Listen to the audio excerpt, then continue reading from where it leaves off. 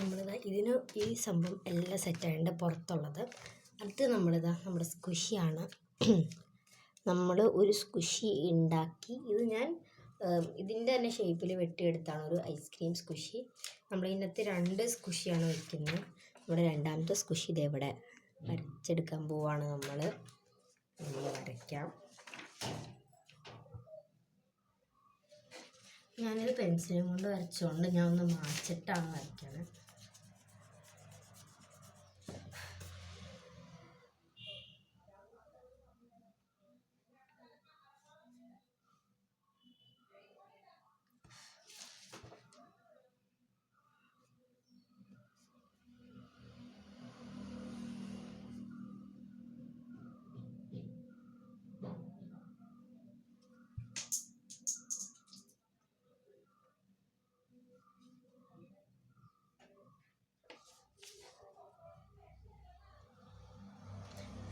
നിങ്ങൾക്ക് ഇഷ്ടമുള്ള ഐസ്ക്രീമൊക്കെ വരച്ചെടുക്കാം.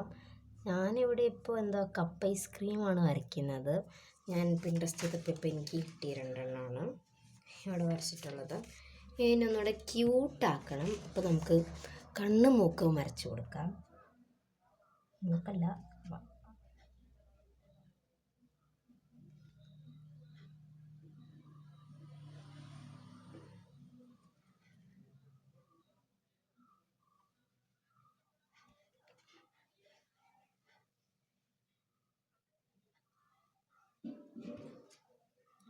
ക്യൂട്ടാക്കാൻ ഇവിടെ ബ്ലഷൊക്കെ ഇട്ട് കൊടുക്കുന്നുണ്ട്.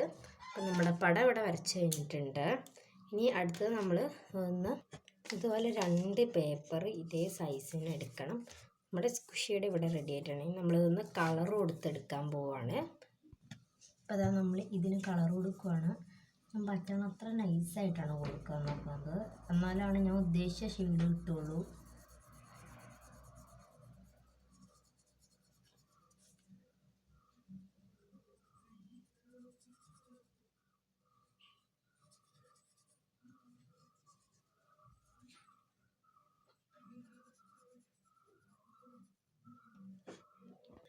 ഞാൻ ഈ ഒരു ഐസ്ക്രീം കുറച്ച് വെറൈറ്റിക്ക് റെയിൻബോ തീമിലാണ് കൊടുക്കുന്നത്.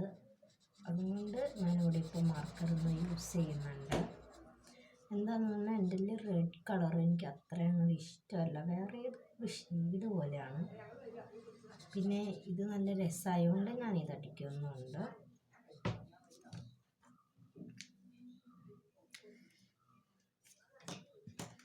നമ്മൾ ഇനി സ്കെച്ച് ആണ് യൂസ് ചെയ്യുന്നത്.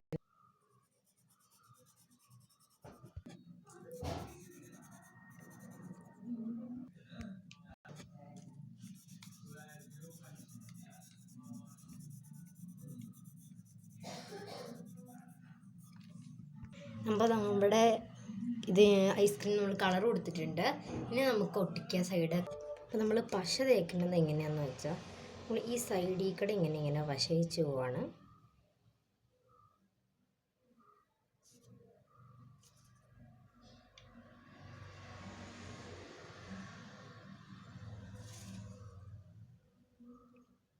ഇത്ര ഇപ്പം തേക്കണേ ഉള്ളൂ. എന്താന്ന് പറഞ്ഞാൽ നമുക്ക് ഈ പഞ്ഞി ഇട്ട് കഴിയുമ്പോൾ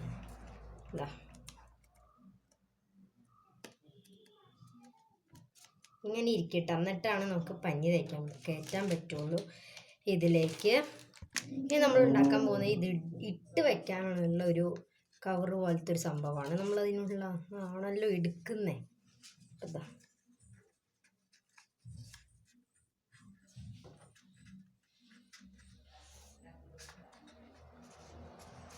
നോക്കട്ടെ. ഇതിനുള്ളിൽ ഇങ്ങനെ വെച്ച് ഒട്ടിച്ച ഇതിനുള്ളിങ്ങനെ